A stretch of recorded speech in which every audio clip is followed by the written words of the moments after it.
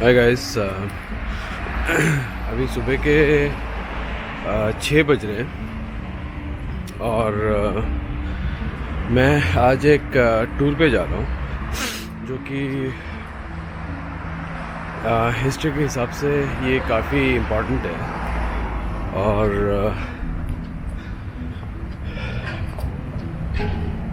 जो कि यूनेस्को ने भी इसको वर्ल्ड हेरिटेज साइट में इंक्लूड करके रखा हुआ है।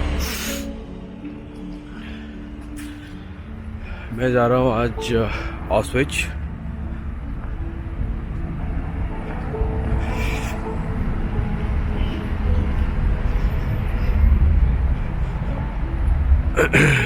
ये टूर वार्सो से आई थिंक ऑस्वेनिया, जो जगह का नाम है उसका नाम है ऑस्वेनिया, और ये यहाँ से करीब 350 किलोमीटर दूर है वार्सो से। सो वार्सो से मैं पिकअप करूँगा, मुझे पिकअप करेंगे और 6:30 के आसपास, और फिर हम लोग 350 या 400 किलोमीटर के आसपास हम लोग दूर जाएंगे। ये जो टूर है ये ऑल ओवर पोलैंड से चलता है। मैं क्योंकि वार्सो में हूँ तो वार्सो में मेरा जो पिकअप है, ये पिकअप है होटल मैरियट से, और मुझे यहाँ से जो ड्राइवर है या तो ग्रुप होगा या तो मैं अकेला होऊंगा, या तो मुझे अभी तक पता नहीं है। सो ये मुझे लेके जाएंगे ऑस्विसम में जाके, ये वहाँ का जो क्लब टूर है ये वहाँ से मुझे क्लब मिलता है। इसका जो कॉस्ट मुझे पड़ा ये somewhere around 400 polish zloty, somewhere around $100। ये और बाय द वे ये वार्सो में सिर्फ मैरियट होटल से ही चलता है, बाकी और कहीं से इसका टूर नहीं है। तो आप कहीं पे भी हैं, आप मैरियट होटल तक आ जाइए और मैरियट होटल से आपको ये लोग पिकअप कर लेंगे। Now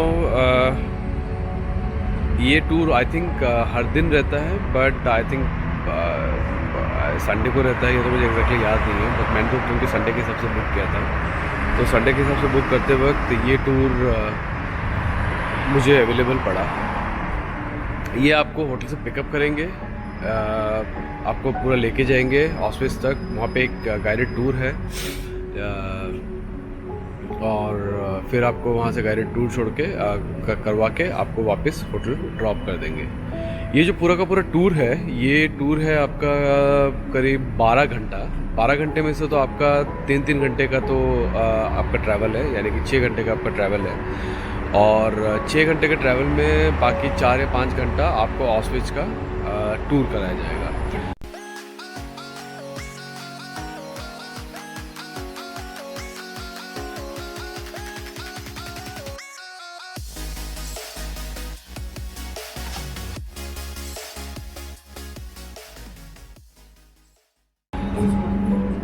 This is for Auschwitz? Yeah. Okay. So you have this Susanna. Yes. Yes. Okay. My name is Mrinal, the first one. Yeah, this one. This one. Yep. Okay. So finally हम लोग का जो बस है वो तो आ गया है, और ये हमको अभी पिकअप करेंगे। सो ये है मेरा वैन। ये वैन हमको लेके जाएगा यहाँ से करीब 350 किलोमीटर दूर। मैं अभी ऑस्विच में हूँ। सो इस जगह का नाम अगर आप पॉलिश में लेते हैं तो इसका नाम है ऑस्विज़म, जिसको पॉलिश में ऑस्विज़म बोलते हैं, और जो ऑस्विच है ये जर्मन नेम है। सो इसका बैकग्राउंड ये है ऑस्विच का कि पहले ये पॉलिश मिलिट्री बैरक हुआ करता था।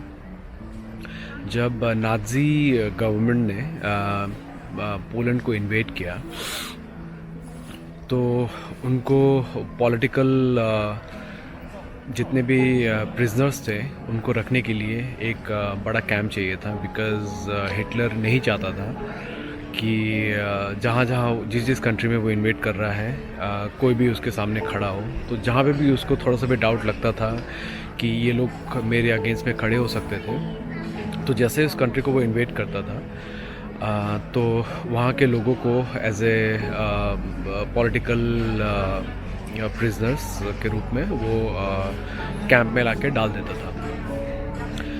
बट ये बना तो था पहले पॉलिटिकल प्रिजनर कैंप के हिसाब से, बट जब उसके पहले ये था आपका जो पोलैंड का जो मिलिट्री बैरक हुआ करता था, तो ये पहले मिलिट्री के लोग यहाँ पे रहते थे।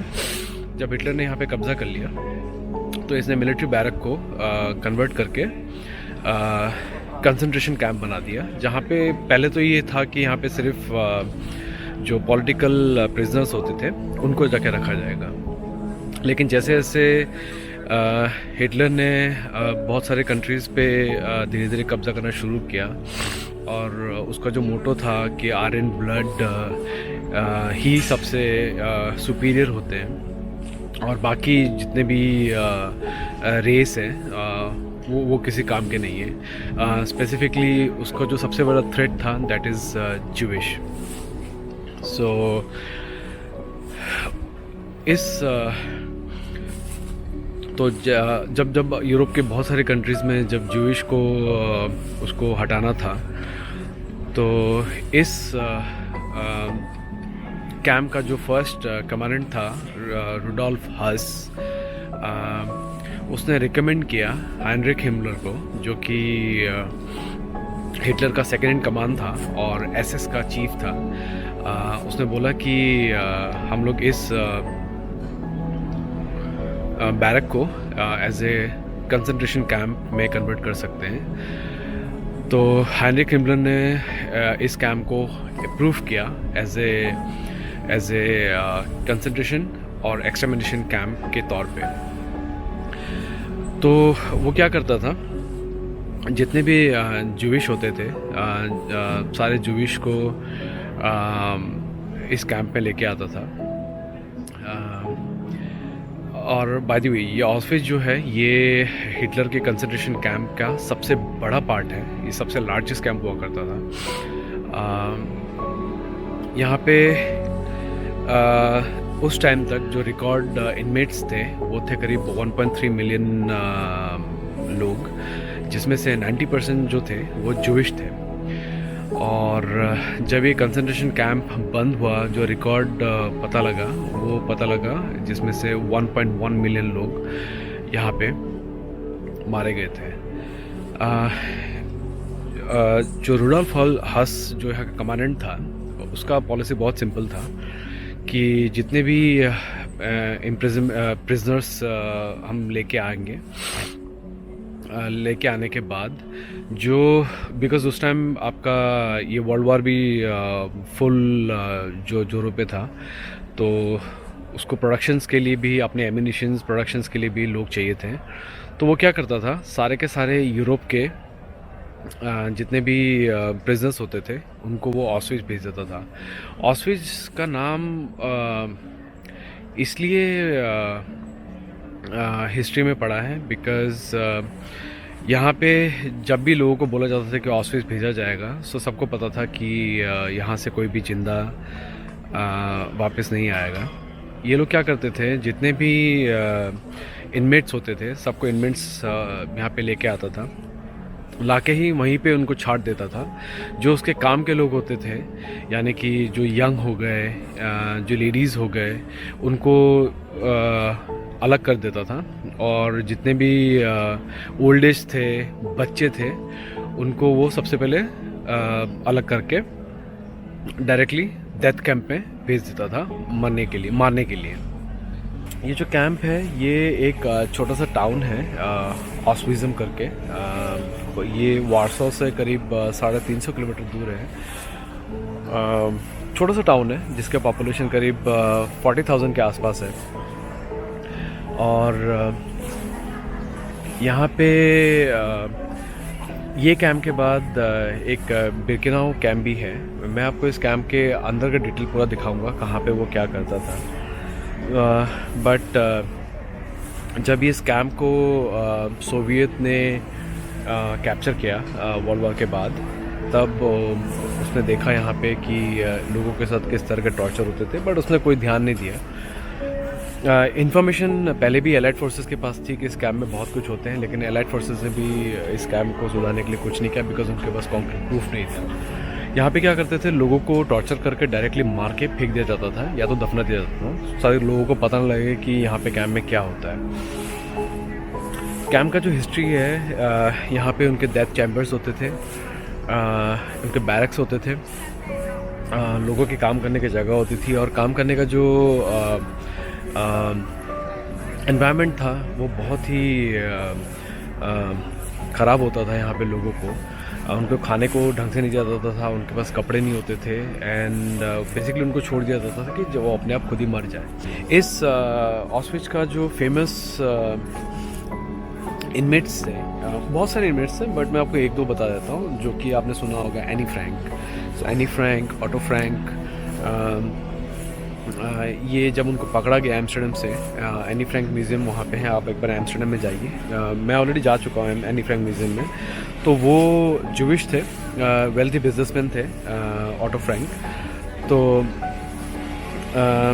वो लोग 2 साल तक एक छोटे से कैबिन में छुपे रहे एम्स्टर्डम में, लेकिन बाद में नाज़ी गवर्नमेंट को पता लगा कि ये लोग छुपे हुए हैं, दे आर जूविश, तो उनको वहाँ से निकाल के एम्स्टर्डम से ऑस्विट्स यानी कि यहाँ पे उनको भेज दिया गया। एनी फ्रैंक तो यहीं पे उसका डेथ हो गया था, बट वर्ल्ड वॉर ख़त्म होने के बाद ऑटो फ्रैंक किसी तरह बच गए थे, और ऑटो फ्रैंक ने बाहर आके एनी फ्रैंक की जो डायरी थी वो लोगों के सामने पब्लिश किया कि एनी फ्रैंक जो लिखती थी। थोड़ा सा हिस्ट्री में आपको इंटरेस्ट है तो आप यहाँ पे आके एक बार ये बिरकेनाउ और ऑस्विच जो है ये एक बार चेक ज़रूर करिए।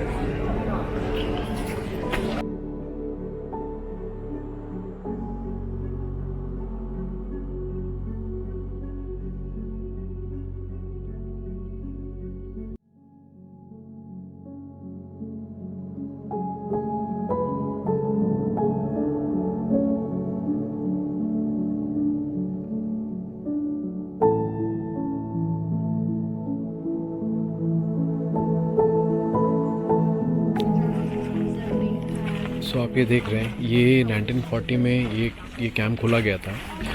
ये कैंप के बाहर ही मेन गेट था, और ये जो आपके बाप हुआ दिख रहा है आपको, ये सारे के सारे इसमें पहले हाई वोल्टेज करंट हुआ करता था, और ये सारा का सारा ओरिजिनल है, इसमें कुछ भी मॉडिफिकेशन नहीं हुआ है। सो ये देख रहे हैं।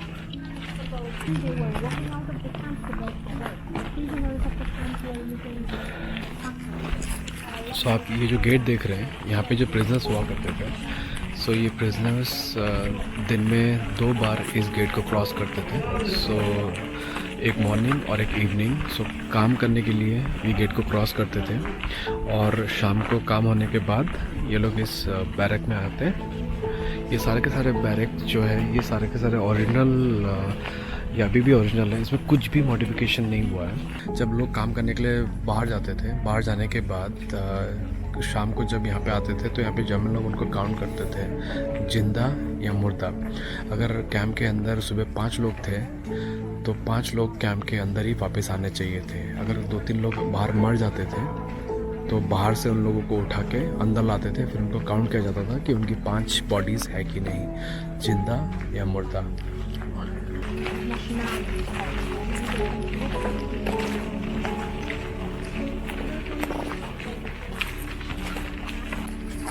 तो अभी भी हमारे गाइड ने बोला है बिकॉज यहाँ पे बहुत सारे लोग मरे गए, सो उनके एशेस यहीं पे हैं। So basically it's a symmetry type of.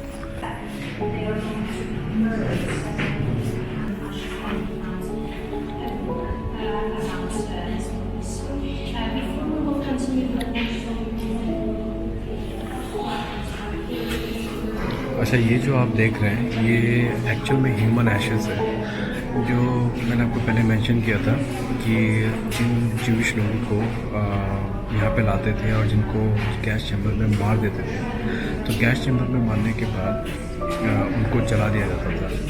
तो जलाने के बाद ये पूरा का पूरा जो कंसंट्रेशन कैंप है ये पूरा एशेस से भरा हुआ था। तो इन लोगों ने जब ये हेरिटेज बनाया तो ये ह्यूमन एशेस को ढूंढा और ह्यूमन एशेस को यहाँ पे इस्टेब्लिश करके रखा हुआ। सो ये ह्यूमन एशेस आप बोल सकते हैं कि इसमें 1000 लोग, करोड़ लोग, मिलियंस लोगों का एशेस मिक्स है।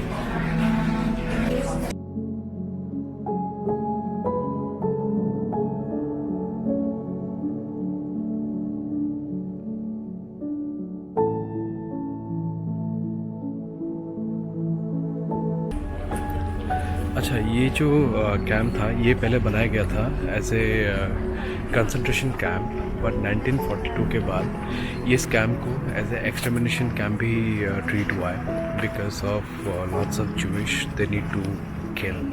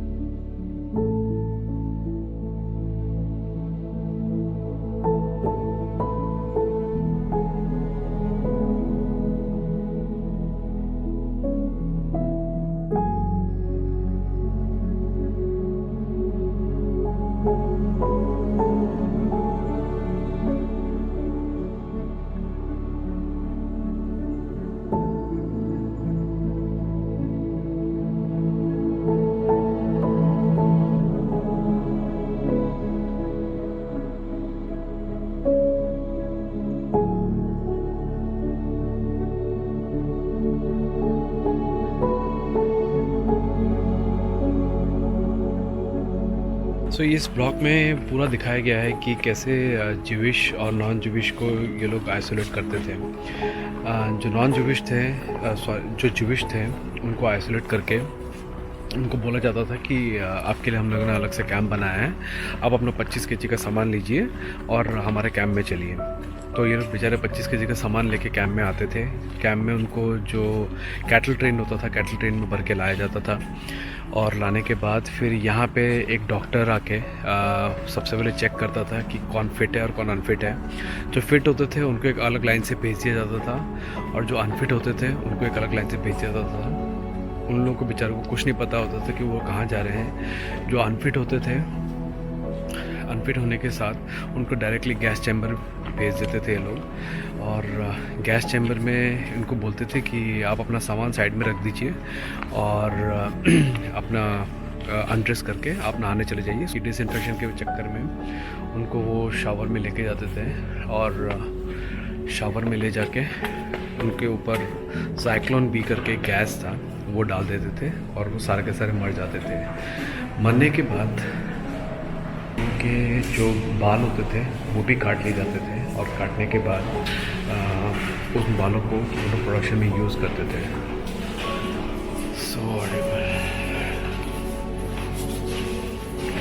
जब मैंने अंदर जाके एक बॉक्स के अंदर देखा, यहाँ पे जब लोगों को मार दिया जाता था, मारने के बाद एक ट्रेन जो है, क्योंकि यहाँ का जो क्रिमेशन रूम था वो इतना बड़ा नहीं था, तो कुछ लोग जो उसमें आते थे उसमें उनको जला दिया जाता था मारने के साथ ही, और जो लोग उसमें फिट नहीं होते थे उन लोगों को बाहर ही सब एक के ऊपर एक डाल के जला दिया जाता था। मेरा एक फ़ोटो है जहाँ पे 2 ट्रेन्स हैं। एक ट्रेन में दिख रहा है कि जो प्रिजनर्स हैं वो आ रहे हैं, और एक ट्रेन में जो मरे हुए प्रिजनर्स हैं उनको डाल के सिमेट्री रूम में लेके जाया जा रहा है। तो जर्मन लोग उनको सेग्रीगेशन कर रहे हैं। तो जो लोग मर जाते हैं उनका सामान जर्मन लोग खुद ही बांट लेते थे, नाज़ी लोग, और कुछ सामान उन लोगों का यूज़ करते थे फॉर डिफरेंट प्रोडक्शन।